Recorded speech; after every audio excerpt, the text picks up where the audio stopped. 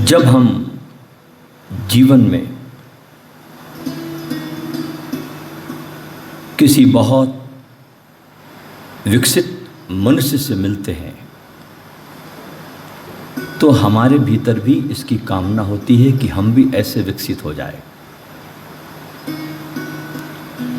उसके पास उठते हैं, बैठते हैं, उसकी बातों को सुनते हैं और भीतर कामना करते हैं कि हम भी ऐसे बड़े बन जाए, ऐसे विकसित हो जाए और उस अनुसार भीतर चिंतन भी चलने लगता है। लेकिन ये चिंतन 2-4 दिन ही रहता है,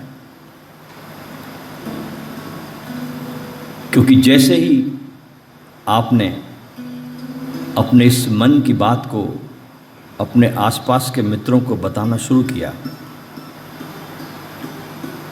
तो उसी समय लोग बोलना शुरू कर देते हैं, अरे ये कैसे होगा, ये नहीं होने वाला है, ये हो ही नहीं सकता, इसके ख्वाब मत देख, तो बुद्ध बन सकता है, असंभव। ये बातें जब सुनते हैं हम तो वो जो भीतर का हमारा सपना था, वो जो हमने एक उम्मीद का दिया जलाया, वो जलने के पहले ही बुझ जाता है। सपने देखने के पहले ही मृत हो जाते हैं। फिर दूसरी चाल हम चलते हैं कि शायद हमारे किस्मत में ही नहीं था, हमारे लक में नहीं है, हमारे भाग्य में नहीं है, इसलिए नहीं हुआ।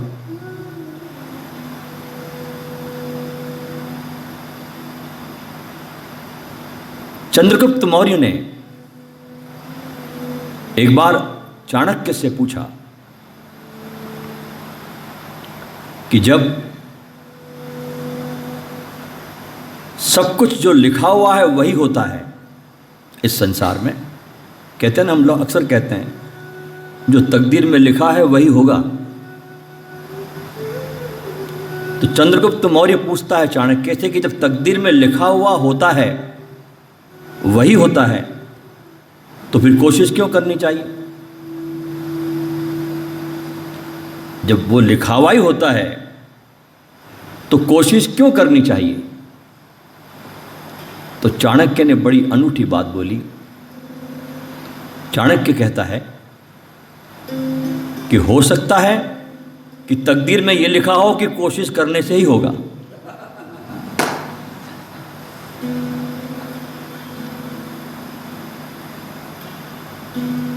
तीसरी चालाकी हम चलते हैं।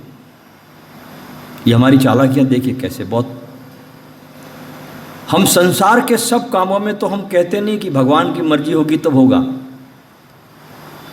लेकिन कोई अच्छा काम करना हो, ध्यान साधना शिविर में आना हो, अपने को विकसित करने की तरफ चलना हो, तो हम अक्सर एक बात कहते हैं कि जब भगवान की मर्जी होगी तो आना हो जाएगा। बाकी सब हम नहीं कहते कि संसार के जो काम कर रहे हैं ये भगवान की मर्जी होंगी तब होंगे, उसको हम पहले करते हैं। लेकिन अपने विकास के लिए, अपने बीज को पल्लवित करने के लिए जब कोई बात आती है तो हम फौरन एक वाक्य का उपयोग करते हैं कि भगवान की मर्जी होगी तब होगा। ये हमारी चालाकियां हैं। इसके प्रति साधक ने अवेयर होना चाहिए। और अगर आपके भीतर संकल्प गहरा हो, प्राणों की प्यास हो, तो आपको अपने दिए को जलाने में क्षण भर भी देर नहीं लगती, तुरंत जल जाता है। ये जो जलता नहीं ना, इसके पीछे कारण है कि आपका उलझाव बहुत जगह पर है, ऊर्जा एक जगह कंडेंस होकर इकट्ठी नहीं हो रही है, आप बटे हुए हैं। जब एक संकल्प होता है तो पूरा भी होता है। और संकल्प की 2 स्थितियां हैं। पहले संकल्प भीतर विचारों में प्रकट होता है, उसके बाहर एक्शन में आता है दूसरा चरण। जब हम अपने भीतर के उस संकल्प को जब हम डालते हैं, जैसे आप देखिए कि इस धरती पर जिस व्यक्ति ने हवाई जहाज बनाने का जो पहला सपना देखा था, राइट ब्रदर्स ने, पहले विचार मन में आया कि क्या ये नहीं हो सकता कि मैं भी पंछियों की तरह उड़ूं। तो पहले संकल्प भीतर आया और बाद में बाहर एक्शन में प्रकट हुआ, लेकिन संकल्प गहरा था तो बाहर एक्शन में प्रकट हो गया। और आज हम देखते हैं कि मनुष्य हवाई जहाज में पंछियों की तरह उड़ता है। एक आदमी का संकल्प, एक आदमी का सपना कितना बड़ा परिणाम लाया। ऐसे देखिए आप कि एक बहुत बड़े भारत में जगह जगह पर रेस्टोरेंट्स है जिसमें आप अक्सर जाते हैं, अपने बच्चों को ले जाते हैं। उस रेस्टोरेंट का नाम है मैकडॉनल्ड, आप सब परिचित हैं इससे। इसके 30,000 फ्रेंचाइज है पूरे संसार में, 30,000। और जिसने इसको बनाया उसका नाम था रोनाल्ड मैकडॉनल्ड। एक पत्रकार ने उससे पूछा, सर ये बताइए कि आपके जीवन का सबसे सुंदरतम अच्छा दिन कौन सा था? क्योंकि सफल आदमी के लोग इंटरव्यू लेते हैं। आपके जीवन का सबसे सफलतम दिन कौन सा था? पत्रकार ने मैकडॉनल्ड से पूछा। तो उन्होंने कहा कि मेरे जीवन का सबसे सफलतम दिन वो था जब मैं सड़क पर एक बेंच पर बैठा था और मेरे जेब में एक फूटी कौड़ी भी नहीं थी, और उस समय मैंने अपने भीतर इस मैकडॉनल्ड बनाने की पूरी श्रृंखला को देखा। मेरे पास पैसे बिल्कुल नहीं थे, लेकिन एक अच्छा सपना देखा मैंने, और वो सपना एक्शन में आया। और आज देखिए 30,000 फ्रेंचाइज है इस व्यक्ति की। एक आदमी के अंडर में 30,000 फ्रेंचाइज काम करते हैं। हमारे भीतर दोस्तों अनंत संभावनाएं हैं, लेकिन हम ध्यान नहीं देते, हम ध्यान भीतर लाते नहीं उन संभावनाओं पर। ध्यान साधना शिविर का मकसद यही होता है कि आपके भीतर जो संभावनाएं हैं उसको कैसे बाहर आप प्रकट करें। तो उसके लिए सबसे पहली शर्त है कि आप ये समझें कि इस शिविर में आप नितांत अकेले आए हैं। ये पहली शर्त है। आपके कोई संगी नहीं है, साथी नहीं है, कोई आपको यहाँ जानता भी नहीं है, ये ध्यान रखें। आप एक अजनबी की तरह इस ध्यान साधना शिविर में आए हैं, बिल्कुल अननोन। क्योंकि ओशो कहते हैं ना, flight of the unknown to the unknown. आपको कोई जानता नहीं, आपको कोई पहचानता नहीं, और वाकई में कोई किसी को जानता नहीं। तो आप इस शिविर में एक अनजान व्यक्ति की तरह जीना शुरू करें कि आपको कोई जानता नहीं और आप अपने को भी नहीं जानते। क्योंकि जिस नाम से आप परिचित हो रहे हैं, आपका नाम कोई भी हो सकता है, वो नाम आपका वास्तविक स्वरूप नहीं है। वो नाम आपको लोगों ने दे दिया है। कोई और नाम भी हो सकता था आपका। उस नाम के आसपास आप जी रहे हैं, वो नाम सत्य नहीं है, आपका वास्तविक होना नहीं है। उस वास्तविकता की तलाश में आप इस ध्यान साधना शिविर में आए हैं कि आपका अस्तित्व क्या है, आपका होना क्या है मेरे भीतर। कौन बोलता है, कौन श्वास लेता है, कौन लेटता है, कौन भोजन करता है, कौन एक दिन चला जाता है। सब कुछ बना रहता है, लेकिन एक तत्व क्या है जो चला जाता है कि फिर लोग पास आने में भी डरते हैं। जो मुझे बहुत प्रेम करते थे, 12 घंटे के लिए कम आपके मकान में, आपके ही परिवार में जिसको आप प्रेम करते हैं उसकी लाश पड़ी रह जाए तो घर का पूरा वातावरण बदल जाता है, एक भय का वातावरण बन जाता है। और प्रेम के जीवन भर दावे किए गए कि ये मेरा, ये मेरा, ये मेरा, ये मेरे, ये मेरे, और चला जाता है। 12 घंटे के लिए भी उसको रखना बहुत मुश्किल पड़ जाता है। ये जीवन की हकीकत है। तो जब तक आपके जीवन में वैराग्य का उदय नहीं होता तब तक राग का नष्ट होना असंभव है। आपका जहाँ जहाँ चिपकाव है, जहाँ जहाँ आपके एल्डेहाइड लगे हुए हैं, जहाँ जहाँ आप चिपके हैं, जब तक आपका वहाँ से छूटना नहीं होता, ऊर्जा मुक्त नहीं होती। इसलिए जीवन में हम उलझने को नहीं आए, हम जीवन में सुलझने को आए। और हमारा अभी तक का अनुभव ये रहा है जीवन का कि हर कदम हमें उलझन की तरफ ले जाता है, सुलझने की तरफ नहीं। जैसे लाओ त्सु कहता है कि हर संपत्ति अपने साथ एक नई विपत्ति लाती है। हम सोचते शायद एक मकान हो गया, दूसरा हो जाए तो सुखी हो जाऊंगा। नहीं, दूसरे मकान के अपने सांप बिच्छू है, अपनी परेशानियां हैं। क्योंकि सुख बाहर नहीं है, सुख तुम्हारे भीतर है।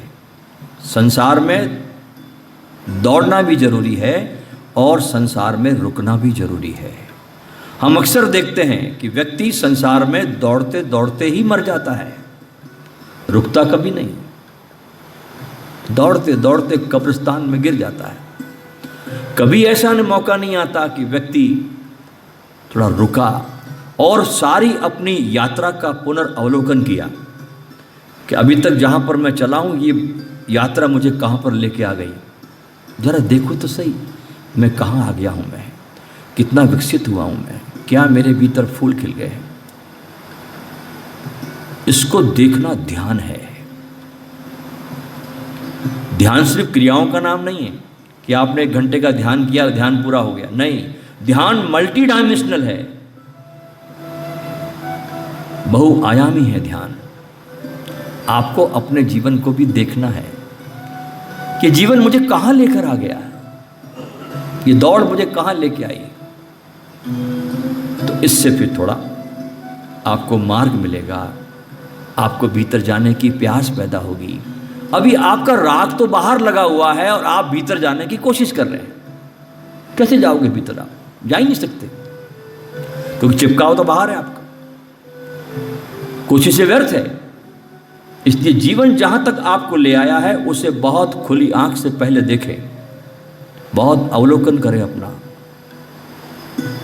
जब जो जो आप अपने होश में, अपने ध्यान में, अपने जीवन का, अपनी यात्रा का अवलोकन करोगे तो आपके राग कम होंगे, अटकाव कम होंगे।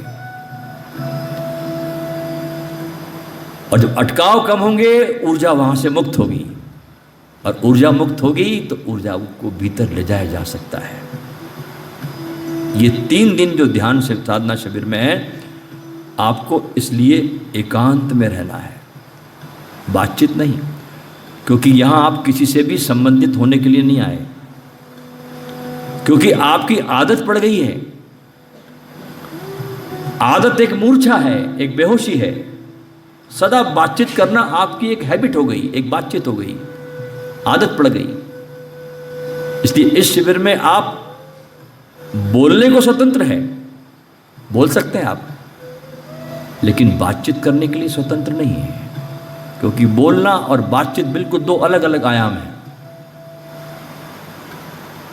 तो मौन जितनी देर आप रहोगे उतना आपको अपने स्वयं का एहसास होगा।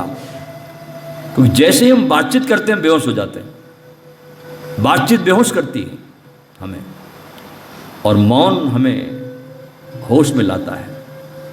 इसलिए इस शिविर में आप मौन रहे, जहाँ तक बन सके मौन रहे। वाणी का उपयोग करे ही मत आप,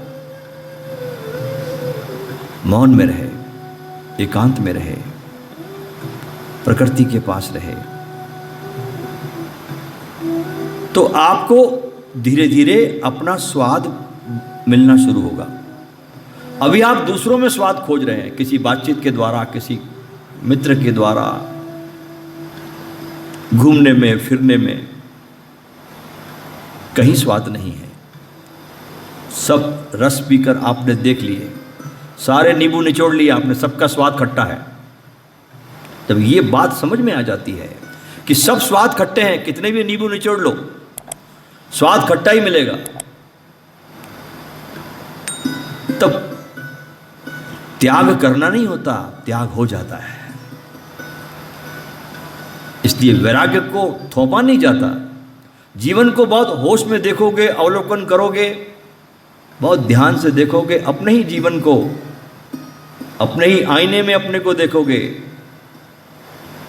तो धीरे धीरे आपके समझ में आएगा अचानक कि बात बिल्कुल ठीक कही जा रही है। तो मौन रहना है शिविर में, अकेलेपन में जीना है, जहाँ तक हो सके अपने सुमिरन में डूबना है, अपने को ऊर्जा को देना है। और दूसरा, इस शिविर में आप 3 दिन कम से कम भोजन करें, क्योंकि भोजन, ज़्यादा भोजन भी निद्रा लाता है। इसलिए हमारे अध्यात्म की यात्रा में लोगों ने उपवास की परंपरा बनाई थी। लोग बहुत लंबे लंबे उपवास करते थे, अब तो लोग उपवास भूल ही गए। तो 3 दिन के लिए मैं नहीं कह रहा भूखे मरना, नहीं, 60% भोजन लेना और 40% परमात्मा के लिए भीतर शरीर में जगह छोड़ देना, हल्का रखना अपने को, ताकि आप उस परमात्मा की आकाश में आप उड़ सको, गतिमान हो सको। भोजन भी कम करना, वाणी का उपयोग भी कम करना। और तीसरी चीज, अगर आपने होश का एक भी धागा पकड़ लिया, एक भी धागा, सूरज की एक किरण भी आपने पकड़ ली, तो समझना आप सूरज अब दूर नहीं है। इस बुद्धा हॉल में जो समय दिया आने का, दिन में 5 प्रकार के ध्यान यहां पर होंगे। जो समय दिया गया है उसके 5 मिनट पहले आपको यहां आकर बैठ जाना है, मौन और शांत ध्यान की प्रतीक्षा करते हुए। जैसे प्रेयसी प्रेमी की प्रतीक्षा करती है, ऐसे जब तक आप ध्यान की प्रतीक्षा में नहीं बैठोगे, ध्यान नहीं आएगा। तुम्हारी प्रतीक्षा चाहिए उसे, तुम्हारी प्यास चाहिए उसे, तुम्हारा आमंत्रण चाहिए उसे। और जब आप उसको पुकारते हो, उसके लिए बैठते हो, उसकी प्रतीक्षा करते हो, जैसे प्रेयसी कैसे अपने प्रेमी के हर पग की आहट को जान लेती है, ऐसे तुमको ध्यान को भी पकड़ना है। तो प्रतीक्षा में 5 मिनट पहले यहां पर आकर बैठ जाना है। और जब आप 5 मिनट पहले आकर बैठते हैं तो ये ध्यान रखना, ये अस्तित्व जिसमें हम उठ रहे हैं, बैठ रहे हैं, श्वास ले रहे हैं, क्योंकि एक तो हमारा ये शरीर है, एक ये बड़ा शरीर ये है जिसमें हम हैं। जैसे मछली सागर में होती है ना, ऐसे भी सागर में है। तो जब हम ध्यान मंदिर में आकर उस ध्यान की प्रतीक्षा में बैठ रहे हैं, तो ये अस्तित्व भी आप पर अपने आशीर्वादों को बरसाएगा। आप अकेले ध्यान नहीं करेंगे, ये अस्तित्व भी आपके साथ ध्यान करेगा और आपकी ध्यान करने की गुणवत्ता बदल जाएगी। इसलिए 5 मिनट पहले आकर आप बैठ जाएं। इतना भी होश अगर आपने इन 3 दिनों में साध लिया, इतना भी होश कि मुझे 5 मिनट पहले आकर ध्यान मंदिर में बैठना है, तो समझना आपके नैया पार हो गई। क्योंकि होश का जरा सा धागा भी काफी है, लेकिन दिक्कत यह है कि हमारे जीवन में होश का एक भी धागा नहीं है। अब आप आते हैं बुद्धा हॉल में, लिखा है कि मोबाइल फोन बंद रखे, लेकिन नहीं रखते, घंटियां बजती रहती, इतनी सी बात है। लेकिन मनुष्य को इतना भी होश नहीं है। और ध्यान रखना, तुम्हारे दिन भर के होश में किए गए प्रत्येक कृत्य से एक एक ईंट बन रही है। जब तुम होश में कृत्य करते हो तो उस कृत्य से एक एक ईंट उस बुद्धत्व के मंदिर की बन रही है। ऐसे ही बुद्धत्व का मंदिर खड़ा नहीं हो जाता। आपको अपने कृत्यों से, अपने होशपूर्ण कृत्यों से एक एक ईंट बनानी है ताकि किसी दिन आपका बुद्धत्व का मंदिर खड़ा हो सके। लेकिन शुरुआत सदा ही पहले कदम से करनी होती है। आपके जीवन की चर्या उससे करनी होती है। जब आप अपने जीवन की चर्या में सचेत होते हो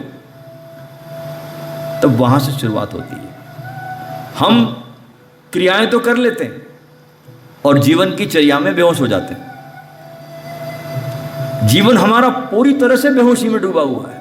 क्रियाएं कर रहे हैं, हम डायनेमिक कर रहे हैं, कुंडलनी कर रहे हैं, नाद ब्रह्म कर रहे हैं, सब कर रहे हैं, लेकिन क्रियाएं परिणाम नहीं लाती। हम जहां के वहीं खड़े हैं, रत्ती भर भी आगे नहीं बढ़े। क्यों?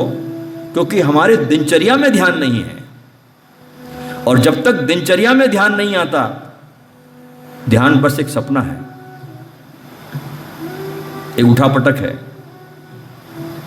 एक एक्सरसाइज है और कुछ नहीं। इसलिए ध्यान की तरंगों को दिन भर अपने दिनचर्या में लाओ। जब आप उसको अपने दिनचर्या में लाते हैं तो ध्यान परिपक्व होने लगता है। तब ध्यान आपके जीवन का हिस्सा होने लगता है, आपका साथी होने लगता है। तो ध्यान को अपना जीवन साथी बनाइए। बहुत बना चुके आप और जीवन साथी जिन्होंने दुख ही दुख दिया।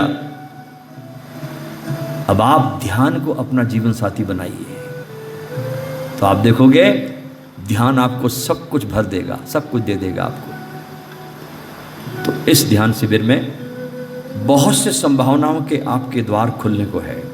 अगर आपकी तैयारी है तो बात बनते देर नहीं लगेगी। जैसे आप आए हैं वैसे आप लौटोगे नहीं, तो ही समझना आपका ध्यान साधना शिविर में आना सार्थक भी हुआ। अन्यथा जैसे आए थे वैसे चले गए तो समय भी खराब हुआ, पैसा भी खराब हुआ। और ये ध्यान रखना, पैसा तो 2 नंबर की चीज़ है। दुनिया में सबसे महंगी कोई चीज़ है तो वो आपका समय है। क्योंकि पैसा तो एक बार चला जाए तो वापस भी आ जाता है, लेकिन गया हुआ समय कभी वापस नहीं आता। वैज्ञानिकों ने आदमी की औसतन आयु 78 वर्ष की मानी है। तो अभी नासा के वैज्ञानिकों ने एक पूरा चार्ट बनाया, कहा कि 78 साल की उम्र में एक आदमी को उसके स्वयं के लिए कितना टाइम मिलता है। तो उन्होंने कहा कि एक आदमी को 28 साल तो नींद में चले गए, 14-15 साल शिक्षा में, नौकरी में, बच्चों में, पत्नियों में, समाज में, सारे काम में निकल गए, इन सब कामों में निकल गए। तो मालूम पड़ा कि 84,000 घंटे सिर्फ आदमी के पास है, 84,000 आवर्स, जो आपके अपने लिए 9 साल 6 महीने, ये सिर्फ आपके पास समय है। बाकी सब समय तो आपका सोने में, बच्चों को बड़ा करने में, ये करने में, वो करने में, आपाधापी में, उपद्रव में, पढ़ने में, लिखने में, प्रेम संबंधों में, दुश्मनियों में, सब निकल जाता है। ये जो समय आपको मिला, जो आपके अपने लिए है, जिसके लिए आप यहाँ पर आए, ये आपका समय है। ये आप अपने लिए यहाँ पर आए। संसार में आप दूसरों के लिए जी रहे हैं, यहाँ पर आप अपने लिए आए जीने के लिए, जीवन को जानने के लिए। और यहाँ पर अगर आपने इन प्रयोगों को चूक गए तो फिर संसार में आप जाकर करोगे क्या? ये सीखने की जगह है, यहाँ से कुछ हीरे मोती ले जाने की जगह है। तो यहाँ पर आप, जैसा मैं कह रहा हूँ आपसे, अगर आपने मेरी बात मानी और उस रास्ते पर चलते चलते गए तो आपको जीने का एक अंदाज आएगा और इस अंदाज को जब आप अपने संसार में जाकर जीने लगोगे तो आपके जीने को देखकर और लोग भी आपके जीवन से रूपांतरित होंगे। अभी पति कहता कि मैं इतनी लाख कोशिश करता हूं, पत्नी बदलती नहीं, और तू तो बदल, तू तो बदलता नहीं, और पत्नी को बदलने की कोशिश करता है।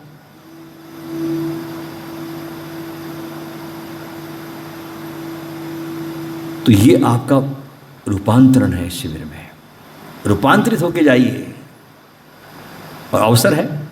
3 दिन बहुत बड़ा समय है, ख्याल रखना, बहुत बड़ा समय है 3 दिन। 3 दिन में क्या नहीं हो सकता। तो उम्मीद से भरिए, आशा से भरिए कि बहुत कुछ संभावनाएं इस शिविर में होने वाली है। इस शिविर को उस मुकाम तक ले जाएं जहां फिर कोई गालिब नज्म पढ़े और फिर कोई मीरा दीवानी बने।